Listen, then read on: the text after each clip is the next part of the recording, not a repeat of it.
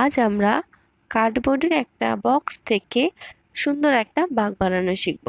এর জন্য আমাদের হলুদ, সাদা, বাদামি রঙের 3টে আর্ট পেপার লাগবে, আর লাগবে 2টো কোকোলাইস, আঠা আর কাঁচি।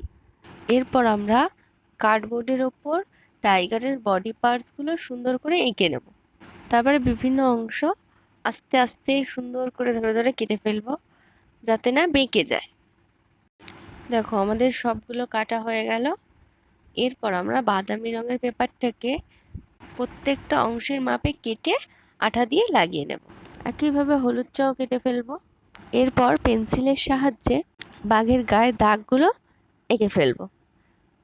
তারপর কাঁচি দিয়ে সেগুলো কেটে নেব। নেওয়ার পর হলুদ আর্ট পেপারটি বাদামির ওপরে আঠা দিয়ে সুন্দর করে বসিয়ে ফেলবো। তাহলে আমরা দেখতে পাবো যে বাঘের গায়ে ডোরা কাটা দাগগুলো হয়ে গিয়েছে। এরপর সাদা আর্ট পেপারটা কেটে চোখ আর মুখটা করে ফেলবো। তারপর 4টে ছোট ছোট পা করে ফেলবো সাদা পেপারটা দিয়েই। তারপর প্রতিটা অংশ জুড়ে দেব।